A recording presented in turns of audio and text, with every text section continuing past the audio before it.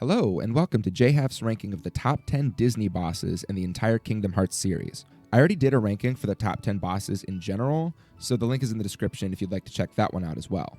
But what is KH without the Disney? This ranking will be taking a look at exclusively enemies that originated in various Disney properties, and will only feature boss fights with the characters themselves. So, just because Mother Gothel and Hans turn into Heartless in Kingdom Hearts 3, we don't actually fight them, so their Heartless won't be on this list. And now, I tried to pick out the 10 objectively best Disney bosses, but when it comes down to it, this is still just my personal opinion. But honestly, feel free to yell at me about what I get wrong anyway. With that being said, I will be ranking these bosses on a scale from 1 to 10 on 3 different metrics.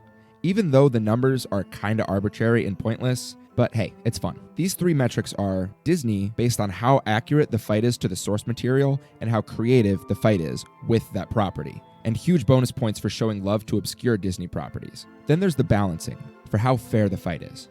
A great boss fight should be challenging, but it's never fun to fight a boss that feels unfair and unlearnable. And finally, the music, of course. Now, many of the Disney bosses use tracks that are shared by other bosses in encounters, so this point value is mostly looking at how well that track fits with each individual boss, as well as how much I personally enjoy that song. Okay, enough preamble. Now, onto the list. I said onto the list. Number 10, Clayton, Kingdom Hearts 1. Clayton? Not Clayton. This fight is pretty notorious for being the first major hurdle that new players have to get over in their first playthrough of KH1.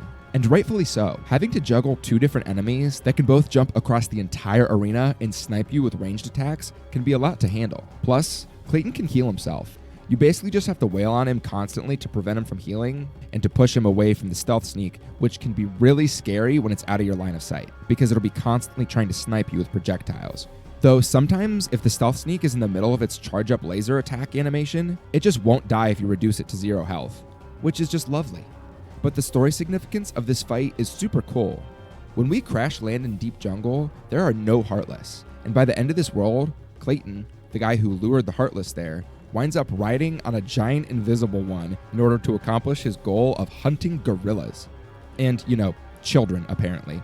At first we think we're just fighting Clayton and some power wilds, but nah man, that stealth sneak blasts through the wall and scoops Clayton up in one of the cooler and more cinematic KH1 boss reveals. I just wish this boss arena was a more recognizable location from Tarzan, but it's just a couple random small rocky cliffs. But does Tarzan even have any iconic locations, if we're being honest? I don't know.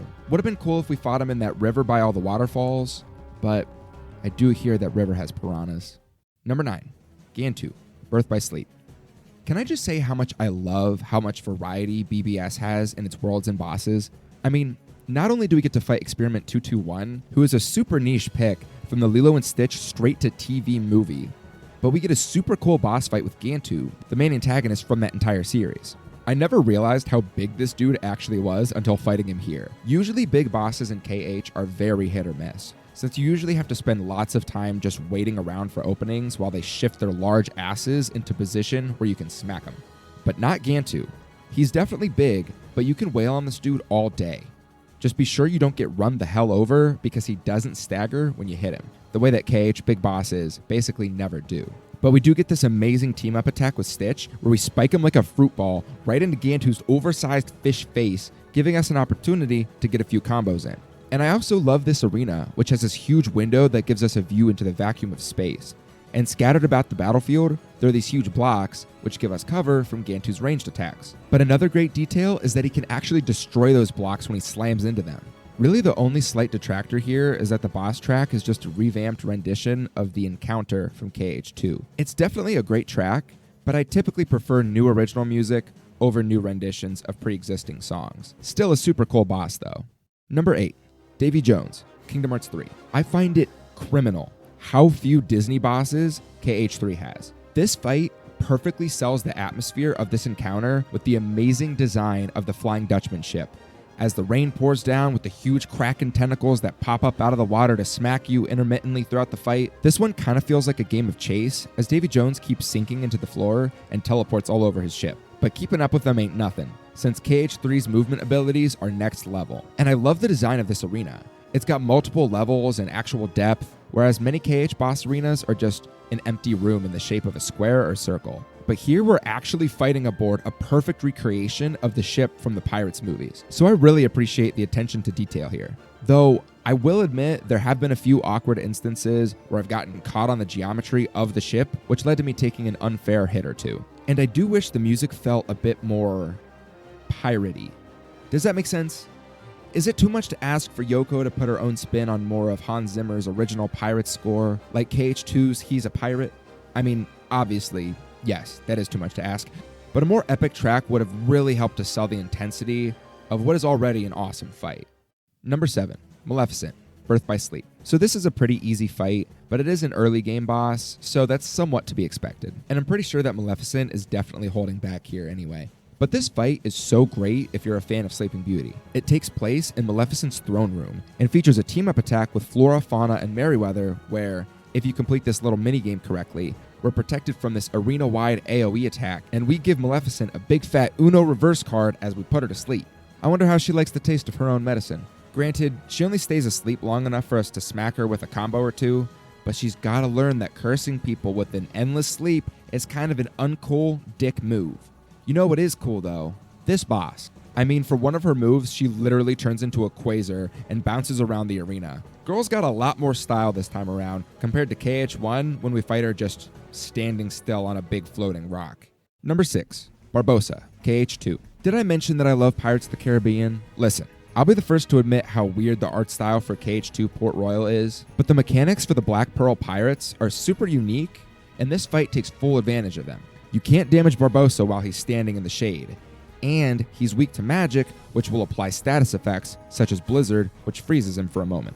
Though I must admit, this does mean that you can cheese him really easily, because you can just freeze him over and over, and as long as your combos don't knock him into the shade, you can combo him endlessly. But this fight is super creative and unique regardless. Barbossa has this little lizard heartless that will completely darken the arena, and you've got to find it and kill it in order to get to our real target. Stop acting like you know the way ahead, like you know the rules. There are no rules, man. We're lost. No. And there's this stylish as hell reaction command where we straight up disrespect Barbossa by stepping on his sword and pinning it to the ground, which then causes him to pull a gun on a miner, which, by the way, is illegal, but don't worry, we still counter that shit. Also, this fight actually requires you to keep Jack Sparrow alive, and you lose if he dies. Some may view this as a negative since he can die fairly easily on critical mode, but I think it's honestly great because, let's be honest, you never pay attention to what the hell your party members are doing in KH2 unless you're trying to use a limit or sacrificing them to the void in order to use a drive form. This one forces you to actually play a little differently because you're required to protect and heal one of your party members. This one is super unique, especially for a KH2 boss, and Vim and Vigor is a great track that complements it really well. I love it. Okay, now that's enough of me talking about pirates. Number 5, Captain Hook, KH1. Damn, okay, guess I spoke too soon. But you can't deny how full of life this fight is. Hook is very emotive and vocal throughout the fight. If you hit him with a fire spell, you will ignite his pants, causing him to lift off and send him flying around the arena.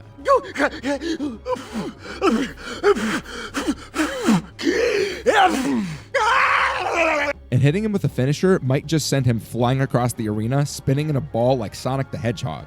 This is just the most cartoony boss in the series, and I love it for that. If he winds up off the edge of the ship somehow, by sheer force of will, he will propel himself back into the air as he runs through the sky before dropping back aboard the ship. It is so ridiculous. But this one is still such a great fight since it's a super well-designed arena. Again, I love fighting aboard a pirate ship, and it's got lots of verticality. But we're also granted the ability of flight beforehand, so it's a breeze chasing after Hook and taking out the pirate ship Heartless that he spawns. Super creative and fun, and Squirming Evil is a super underrated track. Number 4, Maleficent Dragon, KH1. Half of this list is just pirates and Maleficents, but you just can't deny how cool this fight is. When we see Maleficent in KH1, there's of course the assumption that, yeah, we're probably going to see her dragon form, but her transformation being tied to the story as Riku uses his Keyblade to open her heart and bring out this form is just so cool. He straight up stabs her in the heart and then boom, she's a dragon now. And yeah, this fight narratively has to take place in Hollow Bastion, so it's not an iconic location from the movie like Maleficent's throne room. However, an amazing detail is the huge thorns that line the walls of the arena, which are just straight out of Sleeping Beauty. And they actually disappear when we defeat her, just like they do when she dies in the movie. And as for the combat itself, this one is so well designed. She constantly forces you to look up for raining fire breath and fireballs, as well as her chomp and spin attacks, while also watching the ground for shockwaves and her fire breath, which sticks to the ground for a minute. She's almost always forcing you to move around because where you were just standing may now be completely covered in green flames. But it's cool because we get glide in the world previous to this one, so we get to make great use of it here. I will say though, the stop spell actually works on this boss, so in theory, you can just stun lock her forever by casting stop between every combo, but I do prefer to really engage with this fight in a non-cheesy way because it just feels really climactic. A perfect send-off for Maleficent, who, up until this point, we were kind of led to believe that she was the main antagonist. Number 3, Ice Titan, KH1. Can we please bring back secret Disney bosses in Kingdom Hearts? I mean, yeah, Sephiroth is cool and all, but holy shit. Hades, the Rock Titan, and the Ice Titan are all post-game content that did not need to be put in the game. I mean, you might have expected the fight with Hades to be forced upon you as part of the main story, but nah, man, that shit's optional. And I mean, did anybody expect one of the hardest Disney bosses in KH1 to be such a niche pick? Let alone a Disney boss? Did anyone even expect that this thing would pop up in the game? And it's such a uniquely designed fight too, with all of its attacks being centered around, well, you guessed it, ice. It still somehow has such a diverse moveset, which only grows as the fight progresses. And you have to approach this one differently from basically every other boss in the game. Much of this fight is more of a game of survival, running around, dodging projectiles and floor spikes while keeping an eye on this dude in order to be ready for whatever he throws at us next. You cannot even reach his weak point until you've deflected enough of his own projectiles back at him in order to bring him down for a second. Guard timing is everything with this fight. And I honestly love fights that make you adapt to a new playstyle without forcing you to completely change your build like KH1 Phantom does. Also, the track for this boss is the Deep End, which is also used for Maleficent Dragon. And let me just say, this track absolutely sells the intensity of both of those fights. Oh, and I can't go without mentioning how amazing the sound design is for this fight. Every attack he throws at us has such a poignant, crisp sound effect to it. I will say though, the sound of those ice boulders spawning overhead literally haunts my dreams. Number 2, Chernobog, KH1. A lot of people don't even know this guy is from a Disney movie.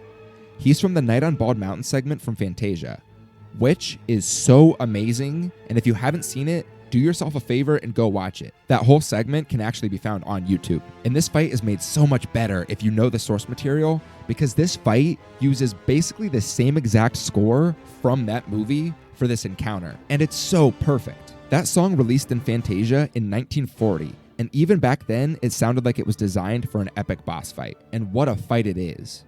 Hot diggity dog! This place is magnificent! Realistically, it's not a super complex fight. Chernobog's moveset is very simple. You just have to periodically fly to and from his head, getting in combos when you can while avoiding his fire breath and geyser attacks. And his only kinda scary moves come out when he's really low on health, so you might not even have to deflect that many fireballs. But I don't care. Chernobog is such an obscure character that is so fitting for an endgame boss fight in the end of the world. Back in the day, I straight up thought this guy was a Heartless. I mean, can you blame me though? It seems like the KH1 Invisibles were designed somewhat after this guy.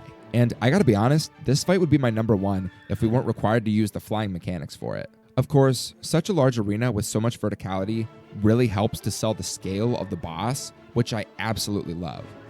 And the flight isn't nearly as intrusive as the swimming, but still, it takes a bit of getting used to, which could lead to some unfair deaths, considering that he does chuck fireballs at you and you can't guard, so you just gotta time those attacks properly. Regardless, it's an awesome fight. Okay, now before I get to my number 1 pick, I'd like to go over some honorable mentions. And from here on, I really need you to be ready to hear me out because these are all gonna be some pretty weird picks. Julius, Dream Drop Distance. Please just hear me out, okay? I love how niche this boss is. He's literally from a single Mickey Mouse cartoon that many people probably never even heard of. It's called Runaway Brain and it's great, which is just super fitting considering all of the really obscure worlds and characters featured in Dream Drop. But dude, this fight is nearly impossible unless you just use balloon spam, and then it just becomes really trivial. This boss is so relentless and he hardly ever staggers. But he's got so much life and personality put into every single one of his animations, which just makes it such a shame that this fight is balanced so poorly. Peter Pan, Birth by Sleep. This fight is hilarious. It's so easy, but it's hardly meant to be a boss fight. Still, getting to wail on Peter Pan on Skull Rock is so silly. I love putting Peter Pan in his place, don't you? Oogie Boogie, KH1. This arena is so perfectly designed. The minigame mechanic of needing to step on the right button to trap Oogie is a great detail, and the traps he uses are all straight out of the movie. But this fight is so slow and boring. If Oogie's attacks actually had a chance of killing you, and if we got more than 2 seconds at a time to hit him, this fight would be perfect. But unfortunately, we spend a lot of this fight just waiting around for his completely ineffective traps to be over so that we can get back up and hit him like 10 times before he sends us back down to wait again. And also, Oogie can heal himself, which just drags the fight out even longer. It's such a shame because they were so close with this one. Okay, so you guys know those clickbait articles that are all like, top 10 this and that, you're not going to believe number 1. Well, you guys really aren't going to believe my number 1 pick here, but I hope I can convince you with what I have to say. Number 1, Pete, Timeless River, KH2. Guys, this boss is so underrated.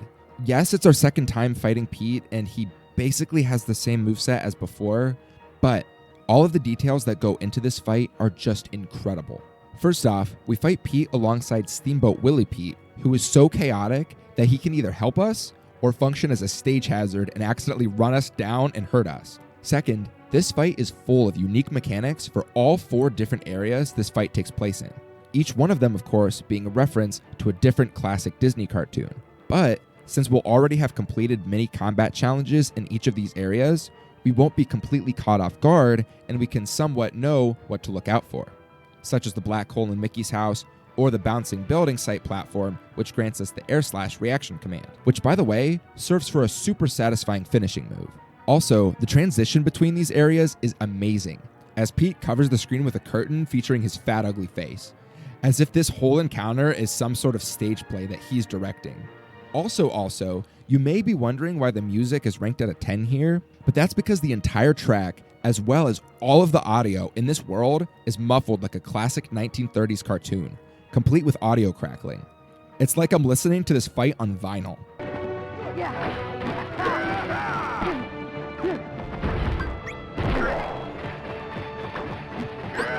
Oh, and did I mention the previous phase of this battle has you fighting Pete as he captains the Steamboat from Steamboat Willie? There's just so much love put into this world and this fight, and it makes sense that our last encounter with Pete would be here, the place that is basically the birthplace of his character. Now, with all of that being said, this isn't a very challenging fight. You can spend a lot of time just wailing on Pete with reckless abandon, but the various environmental hazards, as well as some of his moveset, like his explosive orbs, do require you to watch your positioning here and there. And let's be honest, if there's one character who is satisfying as hell to wail on with reckless abandon, it's this bastard. I'm sure this one is a controversial pick, but I don't know. I hope I was able to convince you, because honestly, I just love all of the little details that go into this one. It's so full of life and character. So yeah, that was my list. What did you think?